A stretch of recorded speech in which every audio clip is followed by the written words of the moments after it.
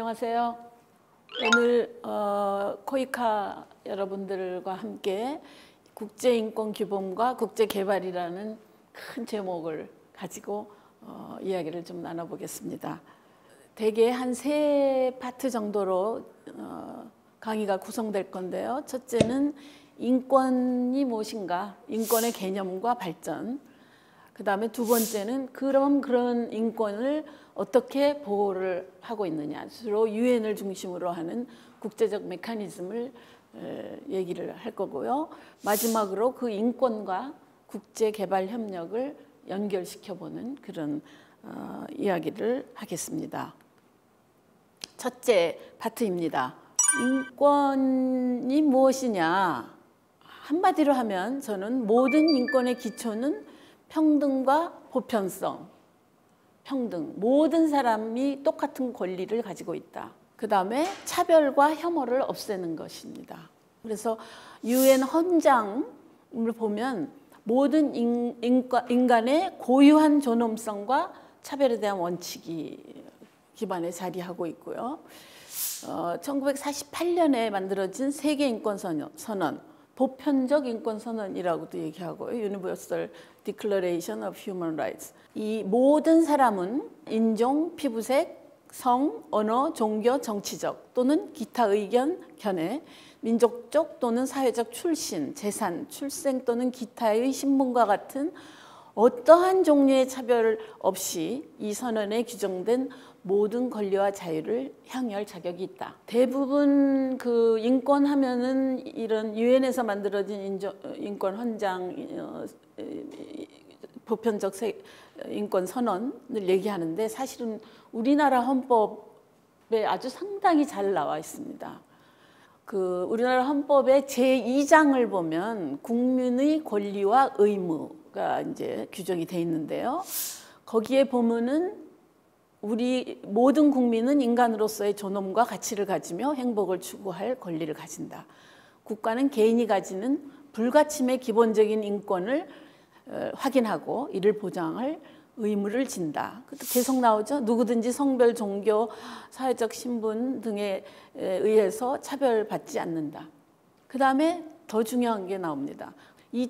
그 국가인권위원회 법을 보면 제2조 3-3 평등권 침해의 차별 행위란 여러 가지 얘기를 했는데요. 인종, 피부색 등등 형의 효력이 실효된 전과 이런 것도 돼 있고요. 우리나라 국가인권위원회법하고 헌법을 아주 굉장히 우리가 자랑스럽게 생각해야 됩니다. 그런데 이런 인권, 휴먼 라이트, 인간이기 때문에 가지고 있는 천부적인 인권, 그 발전 과정이 이제 있는데요.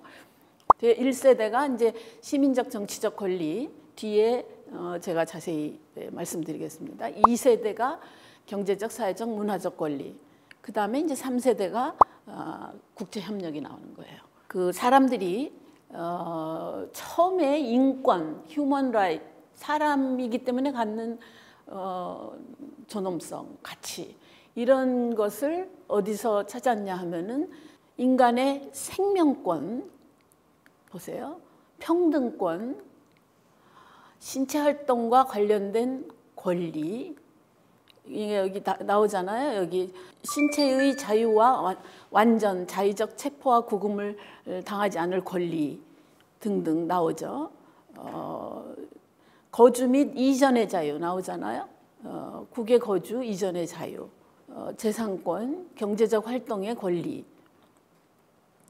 정신적 활동의 권리, 정치 활동, 가정생활, 권리 구제를 받을 권리. 이제 1세대라는 게 이제 시민으로서 갖는 어떤 권리 이렇게 얘기하고, 이게 영어로 하면은 civil and political right이라고 하고, 모든 사람은 똑같은 자유를 향유할 권리가 있다. 유엔에서 이런 그 보호 메커니즘이 이 파트에서 얘기하겠지만 만들어지면서, 그럼 이런 권리는 누가 보장할 책임이 있느냐 하는 거는 이제 국가라고 얘기하죠. 그러니까 그런 권리 요구를 할 수가 있는 거죠. 그리고 해야 될 마땅한 의무가 있고 각 나라마다 그 인권이 얼마나 발전돼 있는지 존중되고 있는지를 그 측정하기 위한 여러 학자들의 노력이 이제 지금도 계속되고 있거든요. 그리고 유엔에서도 이제 이런 통계적인 방법이 도입이 되고 그러는데 그때 이제 많이 쓰는 제일 중요하게 하는 게 이제 퍼스널 인테그리티 라이트라고 그래서 인간이 생명과 육체를 가진 존재로서 하나의 인격체라는 점에서 인정되는 권리죠. 그래서 함부로 사법의 살인, 고문 받지 않을 그런 권리, 그다음 강제 노동, 구금, 강제 실종 이런 걸 가지고 측정을 많이 하죠. 그런데 이제 그 사법 외 살인에서 시작했지만 유엔에서는 국가도 생명을 뺏을 권리가 없다. 사법도 안 된다. 그래서 사형제도를 지금 많이 없애는 추세죠. 있죠? 재산권 여기 나오죠.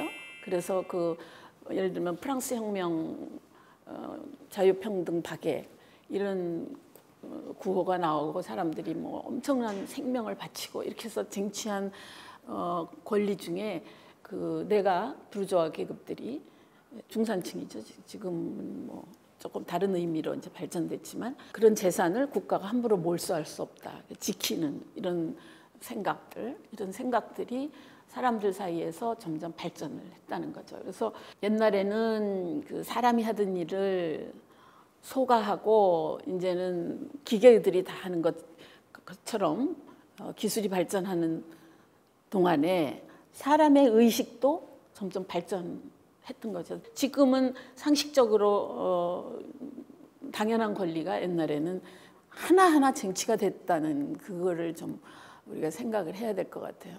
경제사회 문화적 권리는 조금 더 정부가 노력을 해서 사람들이 향유할 수 있는 권리의 폭을 늘리는 거죠. 대표적인 게 경제적 권리죠. 그래서 이런 이 흐름 노력들이 또 한쪽에서 계속 일어났죠. ILO 국제 노동기구 근데 역할이 유엔보다 훨씬 더 일찍 만들어져 갖고 노력을 한 거죠. 그래서 노동권, 사회보장권, 가정보호권, 교육권 지금 그 거의 모든 나라들이 중학교까지는 의무교육 같이 하는데 정부가 다 이제 교육을 받을 수 있게 해주는 거죠. 문화권 이런 거 제가 인종차별철폐위원회에 있는데 인종적 소수 집단 사람들이 자기네 언어로 교육을 받을 수 있는 권리 뭐 이런 식으로 자꾸 넓어지는 겁니다. 그래서 그 시민적 정치적 권리가 당장 이루어져야 되는 거죠. 아무 이유 없이 구금할 수 없다. 지금 국가 폭력 이런 것들이 이제 다 거기 해당되는 거죠. 당장 이루어져야 되는 거에 비해서 경제사회 문화적 권리라는 거는 프로그레시브 리얼라이제이션이라고 하죠. 점진적으로 이루어지는 거죠. 그래서 그 국제사회에서 세계사회에서 자본주의 진영하고 사회주의 진영하고 의견이 조금 갈렸어요. 그래서 사회주의 쪽에서는 경제적 권리 이런 것도 굉장히 중요시 여기고 조금 기다려달라. 우리도 굉장히 노력하고 있다.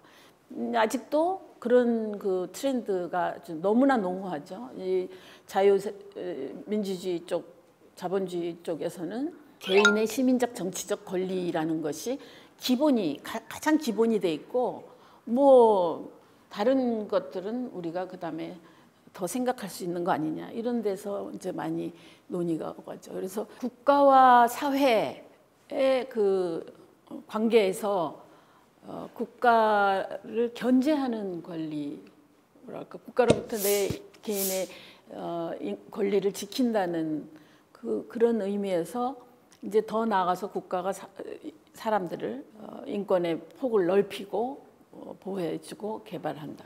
이런 개념에서 더 나아가서 이제 사회가 여러 나라들의 관계가 아주 긴밀하게 얽히고 또 사회, 그러니까 non state actor, 비국가 행위자 중에서도 트랜스내셔널 코퍼레이션, NGO들 활동이 활발해지면서 이제 하나의 국가와 사회 간의 관계만 가지고는 설명하기 힘든 그런 종류의 권리가 인간의 권리가 있다는 쪽으로 더 발전을 하기 시작했습니다. 물론 그래서 1세대, 2세대, 3세대 지금 1세대, 2세대가 중요하지 않다. 그 절대 아닙니다.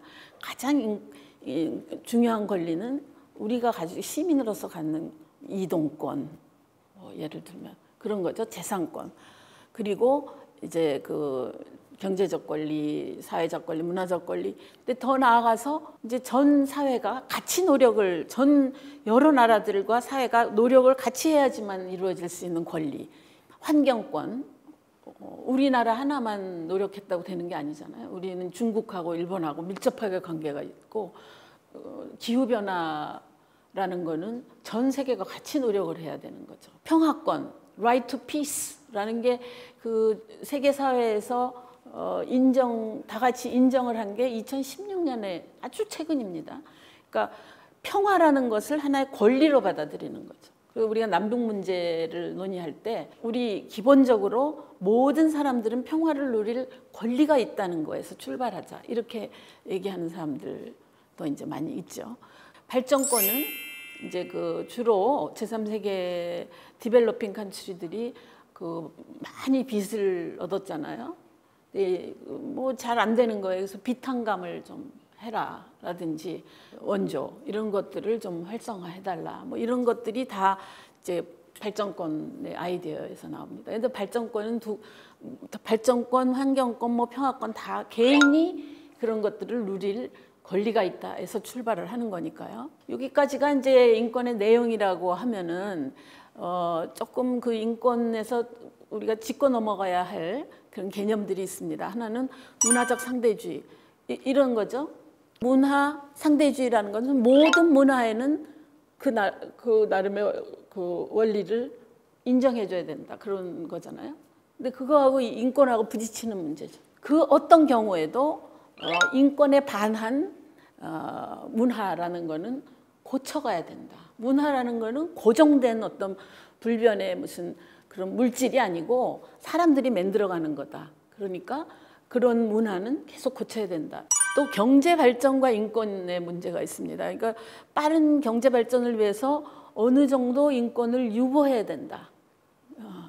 대부분 그 독재 국가에서 그렇게 얘기를 하는데 많은 사회과학자들이 연구를 하면서 경제 발전과 인권 유보에는 아무 상관관계가 없다. 근데 이거는 인권은 인권대로 존중을 해야 되고 경제 발전은 그 논리대로 하면 된다. 이거 틀렸다 이런 거죠. 또 하나는 안보 문제와 인권인데 이것도 굉장히 어려운 문제죠. 국제적으로 테러리즘이 막 퍼져가면서 그거를 방지한다 그래가지고 사정없는 그 인권 탄압이 여기저기서 일어나는데 그거 안 된다. 그 밸런스를 사람들이 인정하는 한도에서 또 인권을 최대한 존중하는 정도에서 그걸 맞춰가는 거 이런 게 굉장히 중요한 정책이 되겠죠.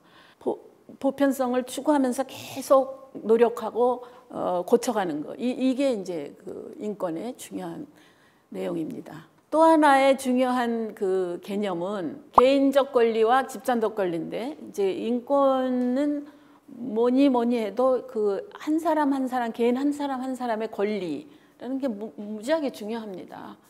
어떻게 보면은 여성 젠더 문제도 마찬가지고 그런 어떤 집단적인 컬렉티브 라이트를 주장할 때 이게 더 궁극적으로 개인의 권리를 더 보장하게 된다. 또 하나는 이제 파트 2에서 보호 메커니즘을 얘기하겠는데 모든 지금까지의 국제인권법은 그 권리를 지키는 그 책임지는 게 이제 스테이트거든요. 근데 지금 그 세계가 점점 커지면서 글로벌라이즈드 되면서 비국가 행위자 예를 들면 다국적 기업 트랜스내셔널 코퍼레이션, 종교, 교회, 거대해진 NGO 이런 그 대학, 학계 이런 데에서도 그 인권을 이끌어가는 굉장히 중요한 영향력을 가지고 있거든요. 더 이상 국가의 책임만이 아니다 이렇게 되죠.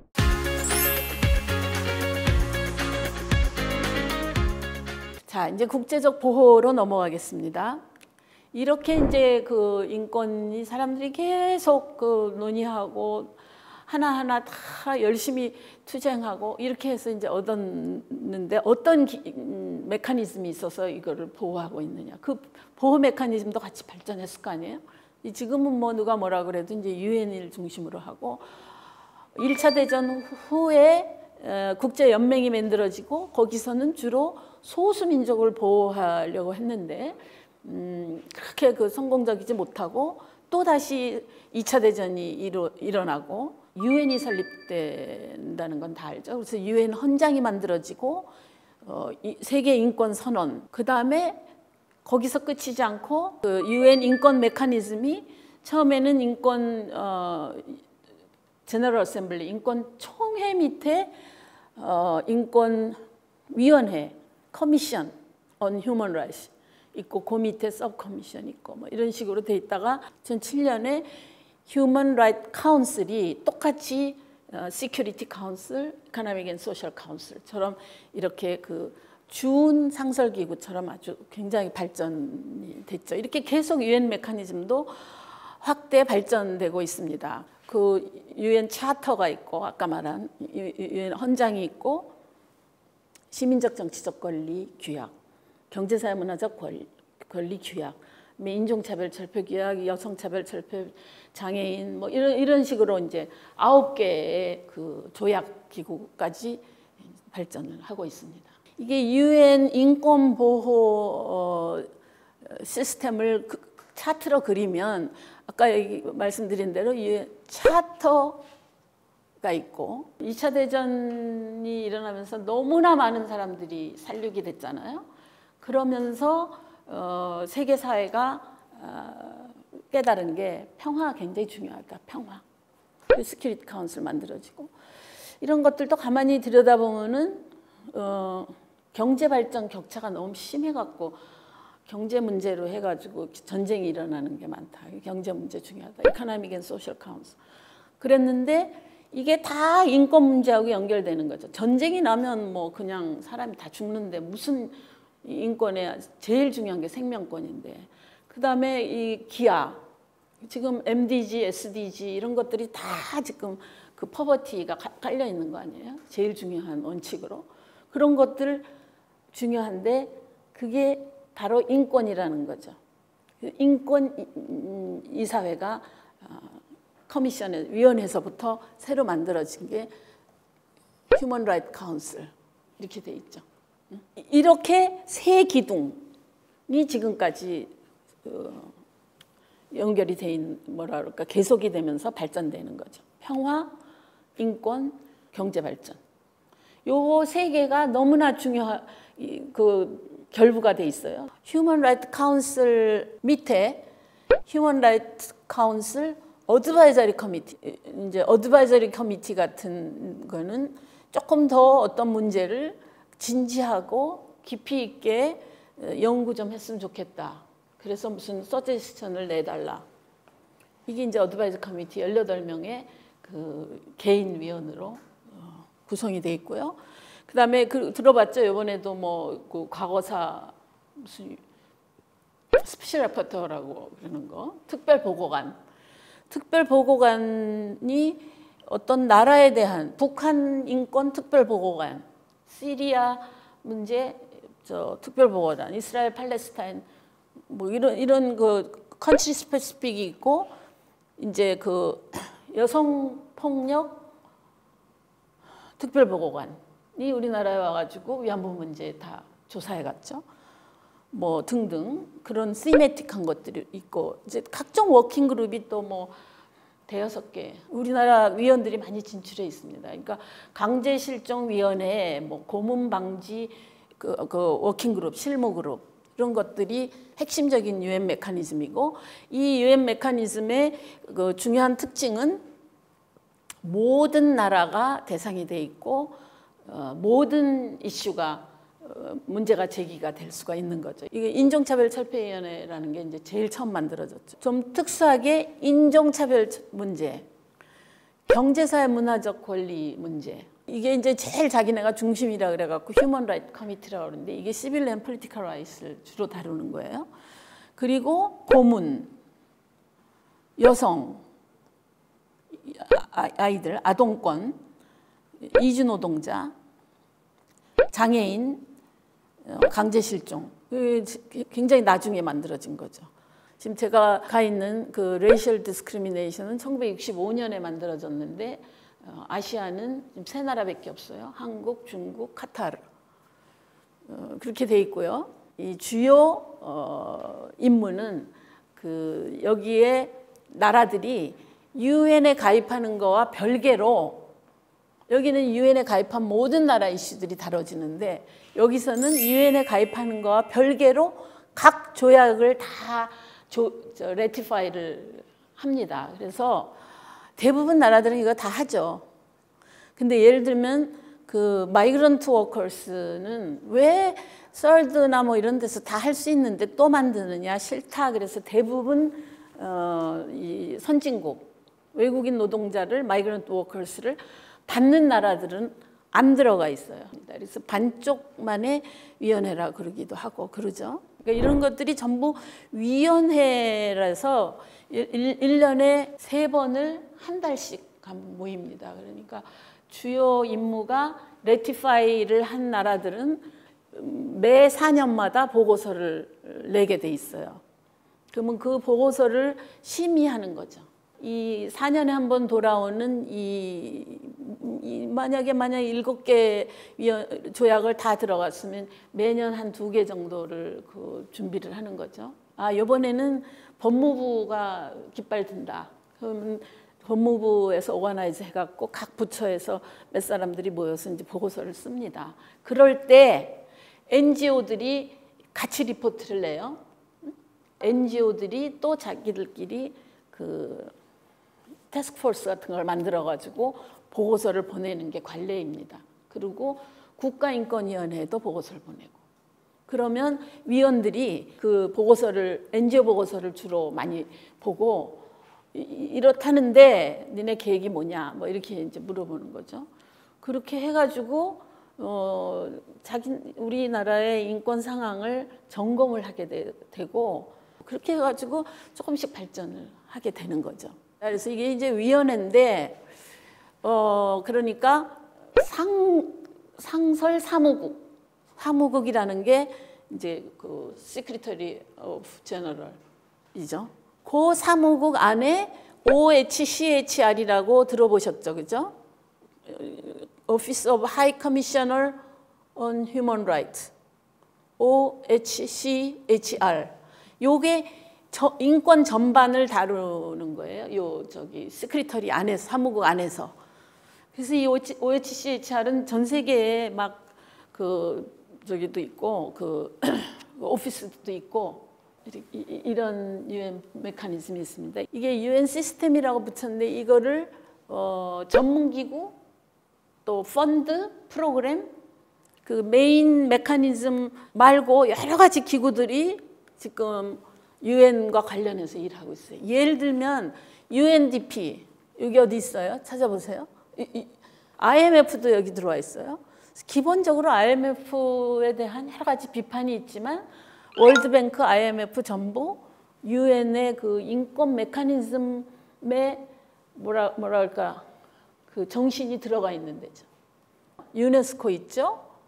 이런 것들이 전부 유엔이라는 큰 우산 밑에서 서로 그 조율해가면서 일하는 거죠. 그래서 조약기구 아까 다 말씀드린 그런 거고요. 그래서 기본적으로 유엔은 정부 간 기구인데 아까도 얘기한 대로 독립 전문가가 이제 각종 조약기구 위원회와 인권이사의 특별 절차 그 어드바이저리 커미티를 포함해서 스페셜 아파트 다 이제 인디펜던트 엑스퍼트잖아요. 그런데 완전히 독립 전문가로서 활동을 해야 되는데 기본적으로 정부가 이제 노미네이트를 하기 때문에 요 독립이라는 게 굉장히 중요한 거죠.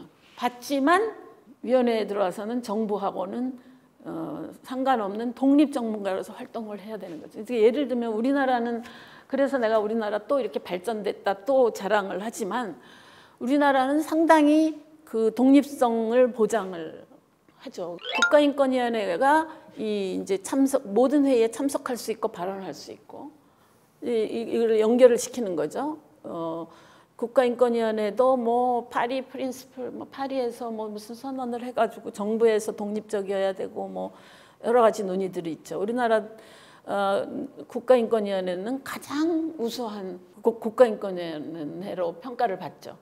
NGO의 중요성은 정말 더 말할 수가 없이 중요하죠.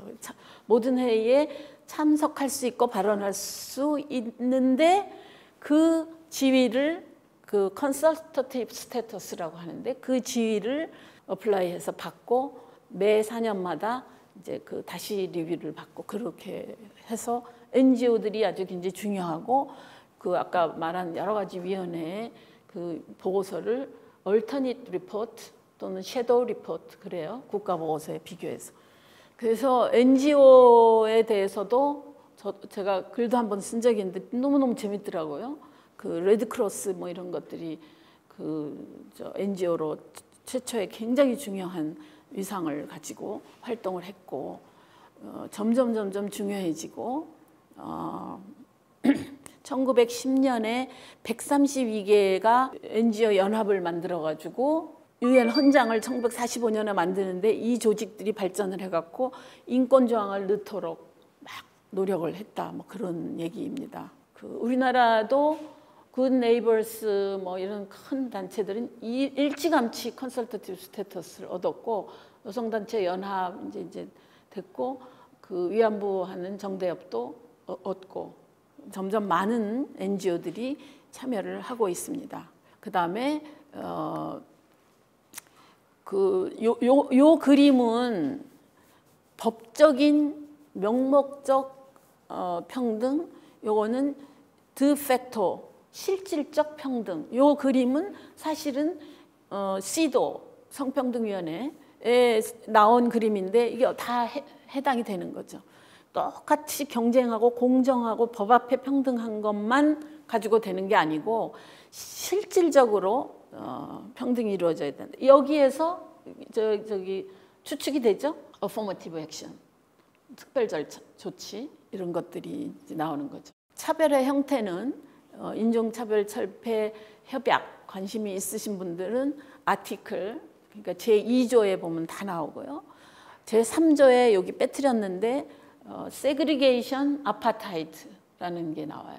특별히 한 조를 하려 했는데 뭐냐면 왕따시키면 안 되는 거예요. 그러니까 백인은 백인끼리 모여서 살고 흑인은 흑인대로 살면서 침범하면은 막 죽이고 뭐 이런 게 이제 남아프리카 공화국에서 났을 뿐 아니고 인도나 네팔 이런 데 카스트 하는데 보면은 그 언타치어블 사람들은 우물도 같이 못 사용해요. 뭐 지금 현재도 계속 일어나는 게 너무 우리를 좀 좌절을 시키는데 그냥 뭐 롱텀으로 보면서 꾸준히 한 발 한 발 나가는 수밖에 없다. 그런 거죠. 차별과 혐오, hate crime, 그다음에 discrimination 이것이 이제 요즘 아주 엄청 떠오르는 건데 사실 인권의 개념이 차별 없애는 거라고 아주 제가 강의 초에 얘기했잖아요. 근데 이제 그 차별과 혐오를 그냥 하지 말라만 아니고 니네 국내법에서 퍼니시를 할 수 있게 크리미널라이제이션을 해라. 이게 인종차별 철폐 협약에 들어가 있습니다. 이런 식으로.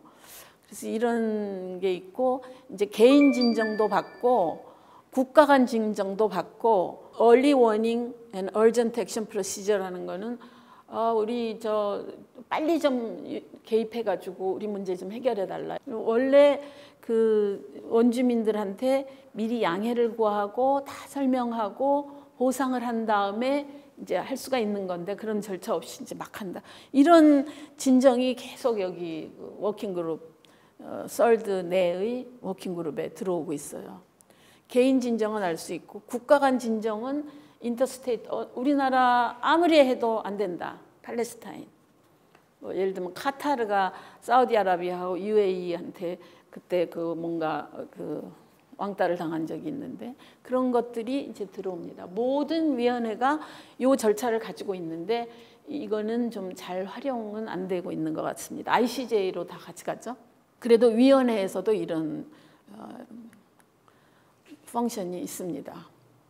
근데 우리나라가 이제 개인 진정 제도를 활용을 한 케이스가 있습니다. 우리 그 외국인 원어민 강사라고 우리가 말하죠. 그 사람한테들만 에이즈 검사를 받도록 돼 있어요. 야, 뉴질랜드 어떤 여성 강사가 이거 차별이다, 인종 차별이다. 우리 인디비주얼 커뮤니케이션 워킹 그룹에서 이거 차별이다. 그 동안에 취업 못 해갖고 손해 본 거 이런 거 다 배상해라. 그렇게 된 적이 있어요. 그러니까 굉장히 중요한 기구죠. 그리고 이제 우리나라 그 심의하는 거 이거는 예를 한번 넣어봤는데 하여튼 외국인 노동자 문제 우리나라는 원주민 인디지니어스 피플이라는 게 별로 찾아오기 힘드니까 그 외국인 노동자 난민 뭐 이런 것들이 참 많이 논의가 돼요. 성차별은 이게 사실 이것만 해도 한 학기 하는 건데 아무튼 그 중요한 위원회 중에 하나가 CEDAW, Committee on the Elimination of Discrimination Against Women. 그 몇 가지 그 여기저기 막 흩어져 있는 여성 기구들을 모아가지고 UN Women이라는 걸 2011년에 만들었죠. 이 밖에 UN 폭력 철폐 선언, UN에서 계속 여성 문제가 논의되면서 이게 여성 성차별 문제가 많이 발전이 됐죠. 여성폭력 특별조사관 설치됐죠. 그 시도 외에서 일어나는 거예요. 그다음에 UN 안보리 결의안 1325라고 많이 들어봤죠. 1325. 이는 그 전시하의 여성 문제, 강간 뭐 이런 문제를 계속 그 부각시키고 평화를 위한 노력에 여성의 참가가 중요하다. 지금까지 비슷한 결의안이 계속 9개, 10개가 나오고 각 나라의 내셔널 액션 플랜을 내라. 그래갖고 우리나라도 여기 활발하게 참여하고 있습니다. 또 평화권 선언 제가 아까 얘기했죠. 1970년대까지부터 논의가 됐는데 2016년에 겨우 라이트 피스라는 게 이제 그 유엔 총회에서 가결이 됐는데 거기에 여성의 참여 이게 한 조에 강조가 돼 있죠.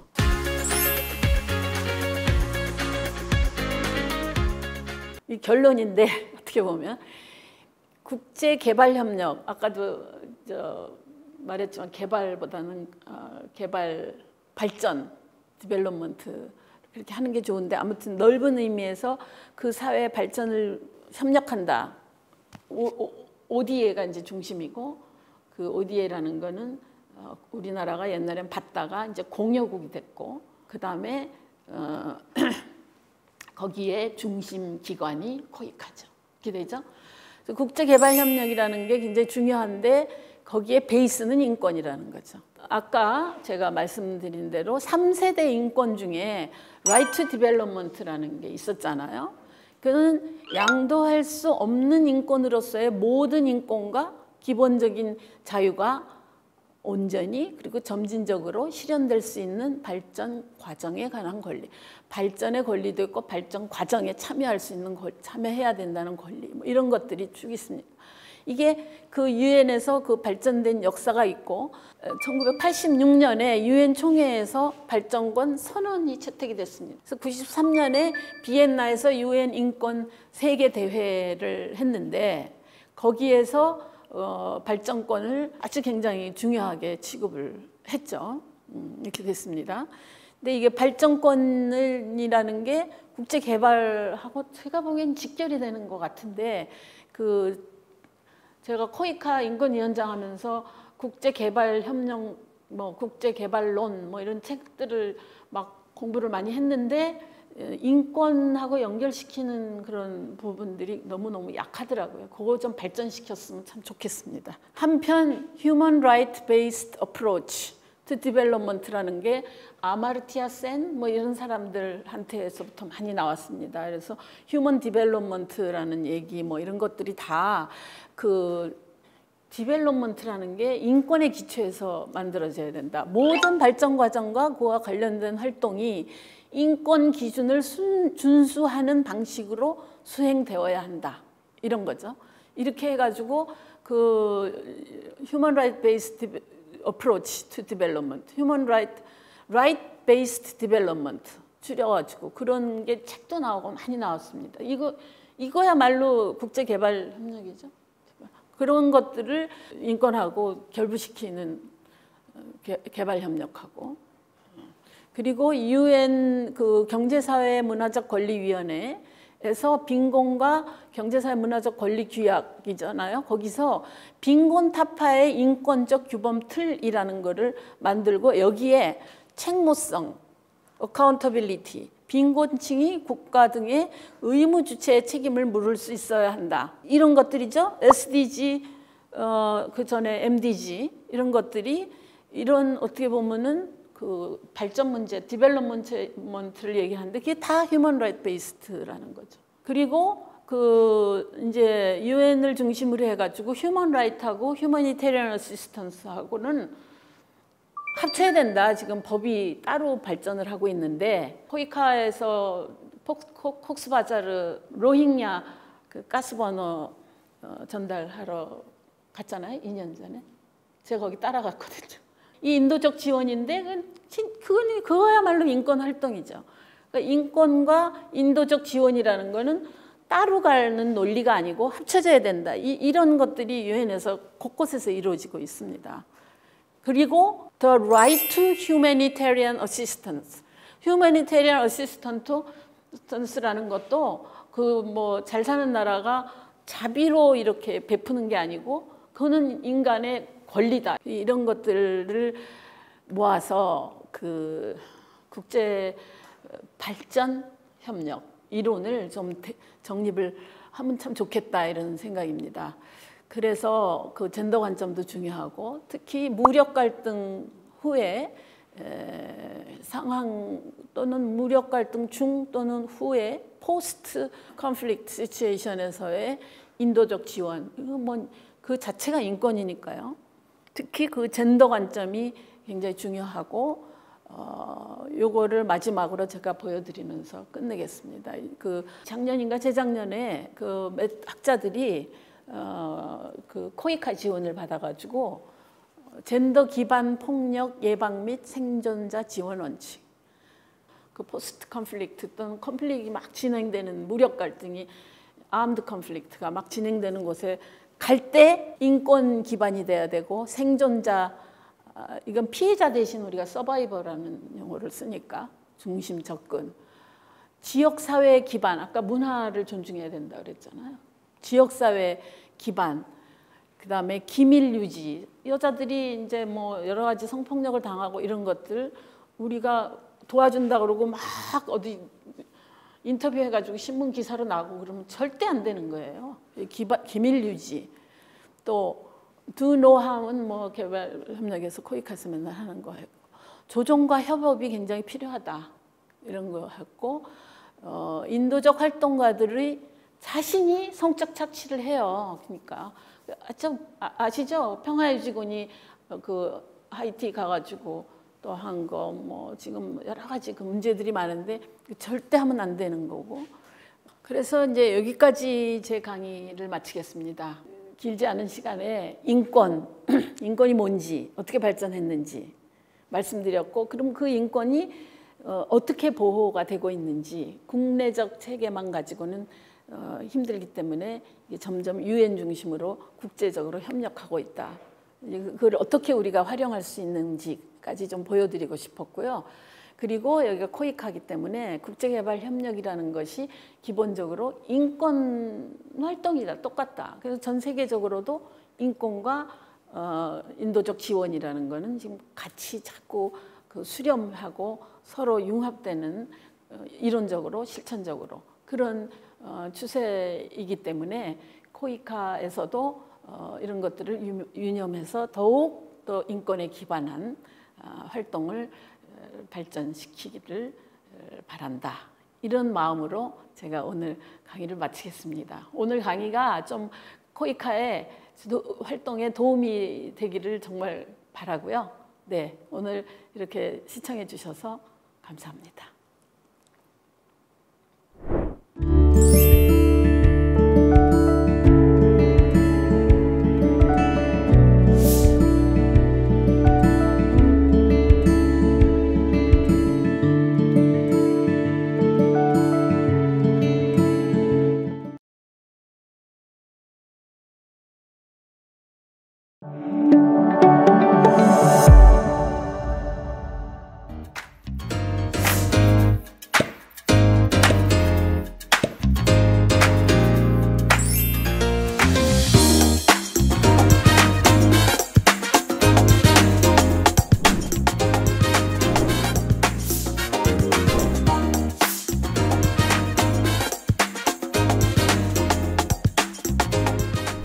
안녕하세요. 오늘 대담의 진행을 맡은 김경입니다. 이 자리에는 코이카 인권경영위원회 위원장 정진성 위원장님 앉아 계십니다. 또 이 자리에 사회적 가치혁신팀 유익과장님 나와 계십니다. 오늘 강의 인권 개념이 시민 정치적 권리에서 경제, 문화, 사회적으로 또 나아가 국제적 협력의 단계까지 발전해온 과정과 이에 반하는 차별의 사례들도 함께 알아볼 수 있었는데요. 어떻게 들으셨나요? 네, 저는 개인적으로 개발협력 사업 담당하면서 인권이 중요하다는 점까지는 알고 있었지만 그 논의와 규범의 발전 과정에 대해서는 사실 자세히는 모르고 있었습니다. 그런데 금번 강의 통해서 국제사회 내 다양한 주체들이 노력을 기울여서 그러한 규범이 발전되어 온 것을 조금 더 자세히 알 수 있었고요.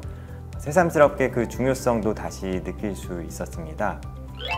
앞으로 코이카인으로서 이러한 원칙들이 개발협력 사업과 기관 경영 내에 잘 녹아내고 반영될 수 있도록 더 노력해야겠다고 생각을 했습니다. 네, 강의를 통해서 유엔의 헌장과 규약을 통한 국제 인권 규범과 차별금지 조항들도 잘 알아볼 수 있었습니다. 코이카에서는 이러한 내용들이 어떻게 반영되어 있을까요? 네, 코이카는 2018년 인권 경영을 선언하였고요. 인권 경영 헌장과 인권 경영 규정을 마련했습니다. 인권 경영 헌장에서 코이카는 경영과 사업에서 세계 인권 선언, 유엔 발전권 선언, 유엔 기업과 인권 이행 원칙 등의 국제 인권 규범과 효과적인 개발 협력을 위한 부산 파트너십, 유엔 2030 의제 지속 가능 발전 목표의 주요 원칙을 반영해서 10가지 원칙을 마련하였고요. 이 중에 두 번째 원칙에 모든 형태의 차별을 금지하는 내용을 포함하였습니다. 그리고 또한 인권경영 제2장 인권경영 일반 원칙에서 고용상의 비차별, 성평등, 반성폭력 문화 조성, 인권 기반 개발협력 등 13개의 원칙을 포함하여 기관 운영 및 사업 전반에 인권 존중이 이루어질 수 있도록 노력을 하고 있습니다. 네, 위원장님께서는 코이카 경영과 사업에서 인권 규범이 잘 적용되고 있다고 생각하시나요? yes or no로 하면 yes입니다. 근데 코이카에서 시행하는 여러 업무들이 국내에서부터 해외 직원을 파견해서 하는 일 모든 것들이 사실은 인권과 직결된 문제들인데 그거에 비해서 인권경영위원회가 생긴 지가 4년 됐나요? 조금 늦은 감이 없지 않아 있습니다. 그렇지만은 그 이후 수년간 정말 적은 인원으로 엄청난 일을 하고 있는 것을 보았습니다. 과장님 말씀하신 대로 인권경영 헌장 규범 만들고 거기에 기초해서 인권경영 이행계획, 인권분야 중기전략, 인권기반 개발협력 뭐 등등 저희 그 인권위원들도 열심히 도왔지만 여러 가지 그 인프라가 아주 탄탄하게 구축되고 있습니다. 이제 이런 식으로 계속되면은 굉장히 좋겠습니다. 이미 제가 보니까 젠더, 장애, 학력 차별 이런 부분적인 그 다 인권이죠. 인권 문제에 대해서 코이카가 선구적으로 노력을 기울여 왔다고 알고 있습니다. 이것은 뭐 우리 사회 여러 기관 평가에서도 아주 정확하게 드러나고 있습니다. 그래서 이런 인권 분야 여러 분야에서 노력들이 서로 시너지를 만들어서 코이카가 우리 사회에서 인권을 선도하는 중요한 역할을 할 것으로 믿습니다. 우리 사회뿐 아니고 전 세계의 인권 향상을 위해서 기여할 것으로 생각합니다. 네, 좋습니다. 그렇다면 국제개발협력 분야에서 우리 코이카 직원분들과 또 사업 파트너분들이 가장 중심적으로 생각해야 되는 건 어떤 부분일까요? 그 국제협력에서 가장 중요한 출발점은 상대 국가의 문화를 이해하고 존중하는 것입니다.